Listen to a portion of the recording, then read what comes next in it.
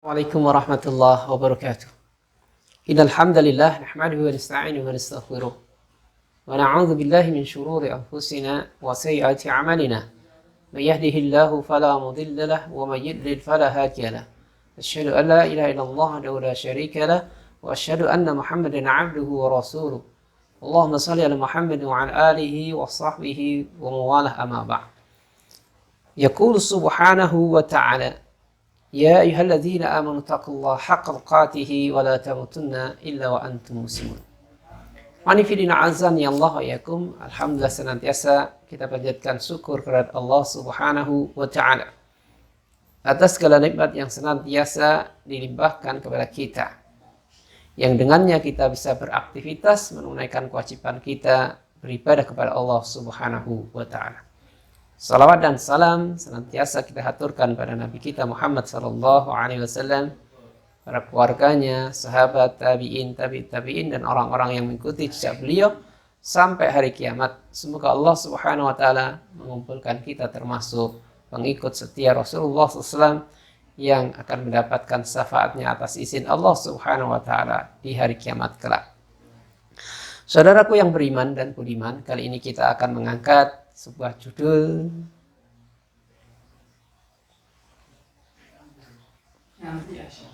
Nyantri Asyik. Nyantri Asyik. Judul ini sengaja kami angkat dalam rangka mengantisipasi ataupun berpartisipasi dalam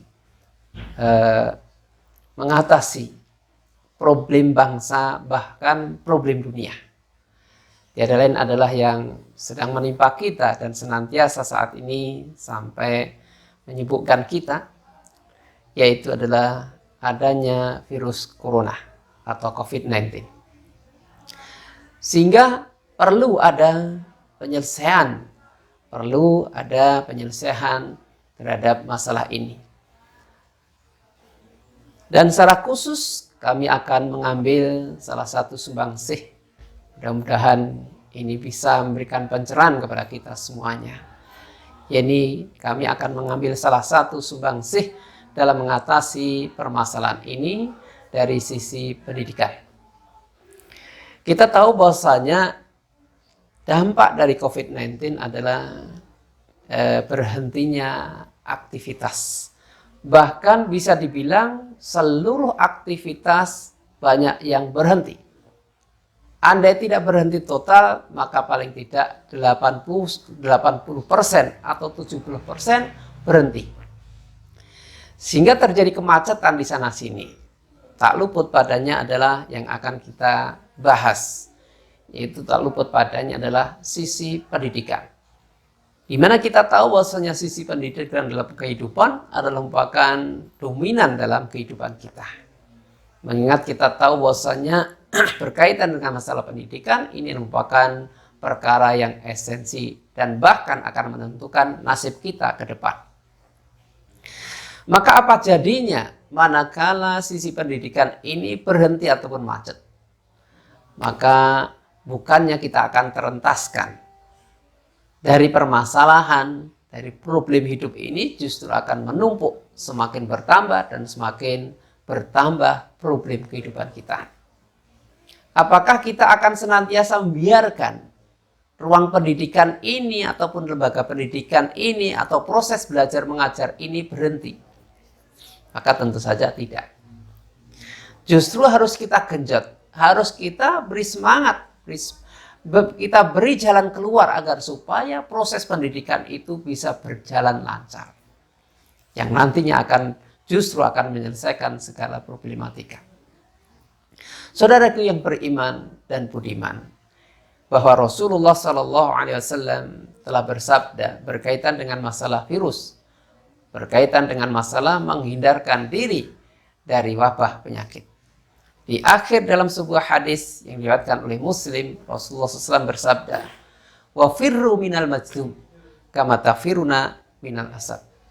Dan adalah kalian menghindar, menjauhkan diri dari orang yang berpenyakit kusta, sebagaimana kalian menjauhkan diri, menghindar dari terkaman singa. Dalam hadis ini Rasulullah SAW mencontohkan salah satu wabah bernama yang berwujud adalah orang yang berpenyakit kusta. Di mana kusta adalah merupakan salah satu penyakit yang sangat mudah yakni menular kepada yang lain atas izin Allah Subhanahu wa taala. Maka Rasulullah SAW memerintahkan kita untuk menghindarkan diri. Maka tak jauh beda bahwasanya yang namanya wabah adalah penularannya sangat cepat atas izin Allah Subhanahu wa taala. Termasuk padanya adalah mungkin COVID-19 ataupun virus corona ini. Rasulullah SAW perintahkan agar supaya kita menghindarkan diri dari penyakit tersebut. Maka kita tahu bagaimana Umar bin Khattab selaku khalifah saat itu, manakala beliau sedang melakukan perjalanan bersama para sahabatnya dalam sebuah rombongan, maka saat itu akhirnya ada informasi. Dicegatlah oleh orang dan beri informasi bahwa di desa, di kota yang akan dikunjungi oleh Umar bin Khattab terjadi wabah. Maka apa yang diambil sikap oleh Umar bin Khattab selaku khalifah tersebut, maka beliau mengurungkan niatnya untuk tetap melanjutkan perjalanannya menuju kota yang sedang terinfeksi atau terjangkit wabah. Dan beliau akhirnya putar, berbalik arah kembali untuk meninggalkan kota yang akan dituju. Maka saat itu ada seorang sahabat dari rombongan tersebut menyanggah dari apa yang dilakukan, diambil langkah oleh Umar bin Khattab selaku khalifah tersebut. Yaitu bahwasanya kenapa harus menghindarkan diri, kenapa harus menunda, kenapa harus membatalkan perjalanan. Ya, ternyata sahabat ini berdalil dengan pemahaman Jabriyah, yaitu andai Allah Subhanahu wa taala menghendaki tertular, maka akan tertular. Kalau tidak juga tidak. Ya. Ini pemahaman Jabriyah. Ya. Jadi menanggalkan upaya. Maka apa yang dinyatakan oleh Umar bin Khattab kepada sahabat tersebut? Bagaimana pendapat kalian? Ya. Andai kalian punya gembalaan, punya ternak yang digembalakan. Kemudian di sana, di satu tempat ada tempat yang di sana tidak ada makanan bagi gembala tersebut. Gersang, nggak ada rumput-rumputan, nggak ada dedaunan, nggak ada pohon-pohon yang dimakan oleh ternak. Sementara kamu juga melihat ada tanah lapang, ada tempat yang subur, penuh rumput, banyak pohon-pohonan tumbuh, rindang dan sebagainya. Maka kira-kira menurut kamu, menurut pendapatmu, tempat mana yang akan kamu tuju? Apakah kamu akan tetap yakni menggiring, menggembalakan kambingmu, menggembalakan untamu di tempat yang gersang, yang dikhawatirkan nanti ternakmu tidak akan bisa makan dan akhirnya mati? Ataukah kamu pindahkan ke lokasi, ke tempat yang subur, penuh rumput, banyak tanaman? Maka ini sudah memberikan jawaban kepada sahabat tersebut dan masuk akal sekali. Dan inilah yang dimaksud oleh Umar bin Khattab. Karena Umar bin Khattab selaku khalifah, selaku pemerintah saat itu adalah membawa kaum, membawa masyarakat. Beliau adalah sebagai sopirnya, beliau adalah sebagai penggembalanya. Di mana dalam sebuah hadis yang diriwayatkan oleh Abu Dawud, kullukum ra'in wa kullukum mas'ulun an ra'iyatih. Setiap kalian itu adalah penggembala, pemimpin. Dan setiap penggembala, setiap pemimpin akan dimintai pertanggungan jawab di sisi Allah atas kepemimpinannya. Apa jadinya kalau Umar bin Khattab tetap memaksakan diri untuk menggembalakan, untuk mengajak para sahabat menuju tempat yang sedang terinfeksi virus ataupun wabah? Maka ini berarti tanggung jawab Umar bin Khattab di hadapan Allah Subhanahu wa taala sangat berat. Kenapa? Karena menelantarkan kaumnya. Karena membuat kaumnya itu sengsara. Sebagaimana tadi, andai penggembala itu membawa ternaknya pada tanah atau padang yang tidak ada rumput, tidak ada tanaman dan sebagainya, maka ternak itu akan mati. Maka sikap dari Umar bin Khattab selaku khalifah akhirnya mengajak para sahabat untuk balik arah, kembali ke Madinah dan mengurungkan niatnya untuk menuju tempat yang sedang terjangkit penyakit ataupun wabah saat itu. Dari kisah ini bisa kita ambil pelajaran. Secara khusus mengkerucut dengan masalah pendidikan. Dan ini pun sebenarnya merupakan dalil umum yang bisa dipakai untuk segala aspek kehidupan. Namun karena saya bergerak dalam sisi pendidikan yang dalam hal ini adalah membawahi lembaga pendidikan Al-Hanif Klaten, Jawa Tengah di bawah Yayasan Ulul Azmi, maka kami akan membicarakan, kami akan memberikan sumbangsih sebagai solusi dalam mengatasi kepenatan, kejenuhan dalam menghadapi COVID-19. Yaitu pendidikan. Kita tahu bahwasanya anak-anak kita, karena yang sekolah, yang melakukan aktivitas sekolah, pendidikan adalah anak-anak kita. Betapa jenuhnya anak-anak seharian atau setiap hari di rumah.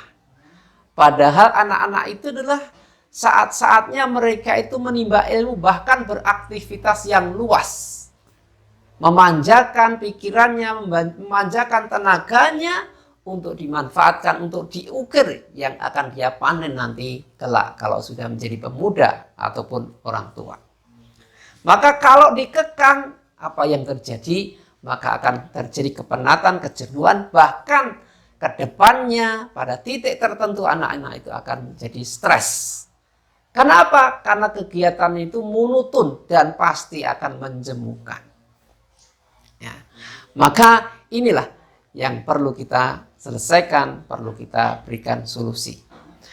Oleh karena itu sikap Umar bin Khattab tadi mengajak secara bersama, tidak sendiri-sendiri. Maksud kami apa? Bahwa untuk saat ini, di mana kita sedang terkena ataupun berhadapan, berdampingan dengan COVID-19 ini, berkaitan dengan pendidikan, alangkah baiknya anak-anak kita itu kita sekolahkan pada pondok pesantren. Kenapa? Karena berkaitan dengan pendidikan di pondok pesantren sekaligus merupakan bentuk karantina terhadap manusia, terhadap anak-anak kita. Sehingga kita antarkan dari rumah kita dalam kondisi sehat. Ya, dan di pondok pesantren dicoba lagi, diperiksa lagi. Kemudian setelah dinyatakan normal, sehat, masuk pondok pesantren. Maka kita sengaja mengumpulkan dalam pondok pesantren itu. Dan kita tahu bahwasanya pondok pesantren itu adalah orangnya adalah itu terus. Tidak pernah bergantian. Tempat berkumpulnya yakni manusia ataupun para santri, yang para santri itu tidak pernah berganti-ganti. Jadi membentuk sebuah komunitas tertentu yang tidak heterogen, yang berarti homogen. Karena anggotanya adalah itu terus, yang berarti merupakan bentuk karantina orang-orang yang nantinya akan sehat terus. Sehingga mereka bisa sehat ya, dalam karantina tersebut dan bisa mengenyam pendidikan semaksimal mungkin. Kenapa semaksimal mungkin? Karena bisa kita bayangkan, kalau biasanya mereka sekolah, ya, sekolah itu di samping, ya, kalau sekolah umum, ya, di sekolah juga berada di rumah. Juga di samping ketika di rumah pasti akan main ke sana kemari. Sehingga untuk mengatasi problem COVID-19 itu akan semakin sulit manakala anak itu sekolahnya adalah sekolah biasa. Karena senantiasa terjadi komunitas yang heterogen, bercampur, nggak pernah homogen. Sehingga nggak pasti, bertemunya dengan siapa tidak pasti. Jadi Anda melakukan ya, pemeriksaan, maka itu akan pemeriksaannya akan mubazir. Kenapa? Karena berapa kali sehari ataupun berapa kali setiap putaran, berapa hari, berapa minggu, berapa bulan harus kemudian ngecek lagi. Berbeda ketika dikumpulkan dalam satu tempat. dan terjadi di sana anggotanya santri itu ataupun anak-anak didik itu homogen, tidak pernah berhubungan dengan selain teman yang pasti, teman yang biasa bertemu, maka di sana pasti akan terjadi dalam karantina pondok pesantren tersebut adalah orang-orang, anak-anak, santri-santri yang sehat. Ini adalah sikap yang diambil oleh Umar bin Khattab sebagai contoh kembalinya bersama, ya. Pulang bersama berarti di Madinah kondisinya semuanya adalah baik. Jadi melockdown diri kita terapkan nanti di pondok pesantren. Jadi sengaja dengan demikian berarti kita sengaja memilah dan memilih mana orang-orang yang sehat kita kumpulkan dan mana nanti yang tidak sehat bisa diatasi oleh pemerintah. Dan ini benar-benar sangat membantu pemerintah dalam mengatasi COVID-19. Kenapa? Karena sudah dipilah. Yang dikarantina, pondok pesantren, orang-orangnya tertentu. Dan ini akan semakin mudah. Sekaligus karena anak-anak ini belajar, memfokuskan belajar, dan pasti belajar mereka di pondok pesantren lebih efisien dan lebih efektif. Kenapa? Kalau di pondok pesantren terkadang ada keluaran, ya, santri diizinkan untuk keluar, misalnya setiap hari Jumat, sebulan sekali atau dua pekan sekali, atau setiap Ahad, atau setiap bulan sekali dan sebagainya yang diatur oleh pondok pesantren biasanya. Maka dalam menghadapi COVID-19 ini ataupun virus corona ini, ya, dalam wujud karantina otomatis tidak diizinkan untuk keluar, dan yang keluar adalah orang-orang yang memang sebagai pengurus pondok. Maka otomatis jam atau waktu yang biasa mereka itu keluar atau bahkan pulang, maka dalam pondok pesantren dalam rangka karantina sekaligus belajar di pondok pesantren ini dalam mengatasi pandemi ini, maka otomatis waktu yang mereka berikan, waktu yang mereka sediakan untuk belajar jauh lebih banyak. Sehingga harapannya mereka di pondok pesantren ini akan bisa lebih banyak merampungkan pelajaran-pelajaran. Lebih bisa memanfaatkan waktu untuk benar-benar mempelajari secara detail. Ya. Sehingga targetnya itu pasti akan tercapai karena konsentrasi. Bagaimana bisa konsentrasi? Karena mereka mau keluar dari pondok juga takut. Ya. Karena takut apa? Takut juga akan terpapar corona dan sebagainya. Sehingga mereka benar-benar mengkarantina dirinya sendiri secara penuh. Di samping itu sudah diorganisir oleh pondok pesantren tersebut. Maka dari itu ini adalah merupakan salah satu bentuk solusi ataupun sumbangsih yang bisa diterapkan dalam dunia pendidikan supaya masyarakat berbondong-bondong menyekolahkan anak di pondok pesantren. Insya Allah, biiznillah, atas izin Allah Subhanahu wa Ta'ala, pondok pesantren adalah merupakan tempat atau lembaga pendidikan yang paling selamat dalam mengantisipasi dari COVID-19. Dan ini sesuai dengan firman Allah Subhanahu wa Ta'ala berkaitan dengan menghadapi musuh-musuh Allah Subhanahu wa Ta'ala, agar supaya yang bertempur itu tidak semuanya. Kita tahu usai menghadapi COVID-19 ini dibutuhkan orang-orang tertentu. Ya. Sementara yang tidak berhadapan supaya disingkirkan, diselamatkan, yaitu dipondokkan pesantren.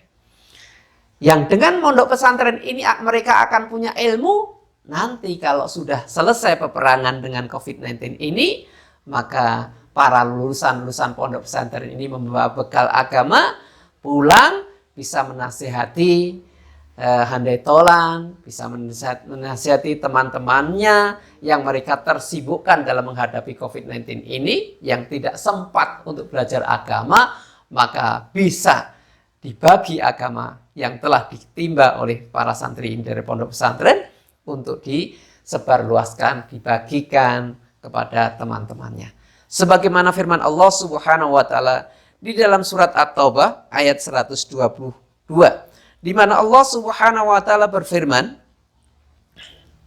"Wa ma kana al-mu'minuna liyanfiru kafatan, falaula nafaru min kulli firqatin minhum ta'ifatun liyatafaqahu fid-din, wa liyunziru qaumahum idza raja'u ilaihim la'allahum yahdharun."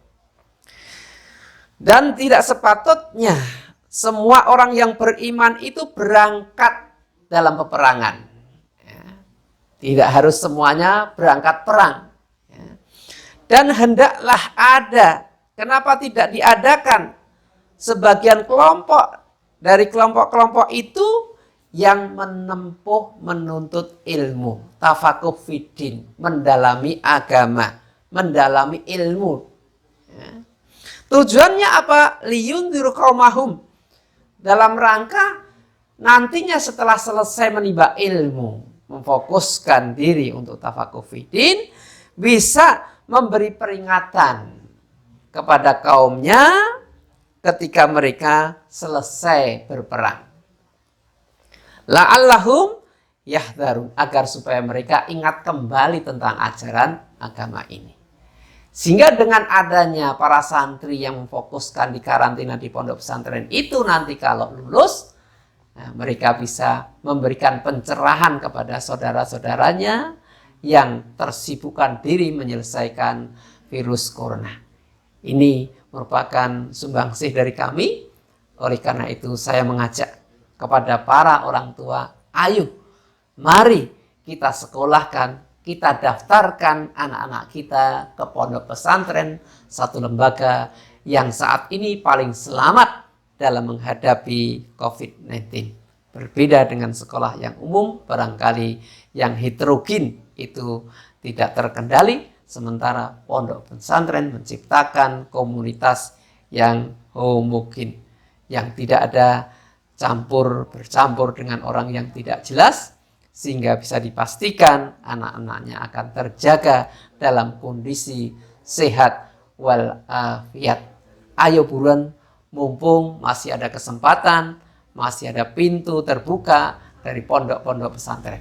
Tak lupa kami juga mengajak, barangkali ada di antara orang tua yang mau menyekolahkan di pondok pesantren kami, Pondok Al-Hanif Klaten, Jawa Tengah, yakni pondok yang berbasis internet, pondok yang semua santrinya memegang alat-alat yang saat ini dipakai oleh kita, baik itu laptop ataupun gadget yang lain, bahkan kita menggunakan internet dalam melakukan pendidikan atau proses KPN setiap hari. Demikian yang bisa saya sampaikan, mudah-mudahan bisa menjadi sumbangsih bagi pemerintah untuk mewujudkan, untuk tetap melestarikan pendidikan.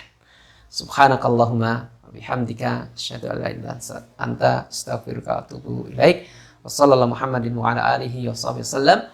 Wa akhiru da'wana anil hamdulillahi rabbil alamin. Assalamualaikum warahmatullahi wabarakatuh.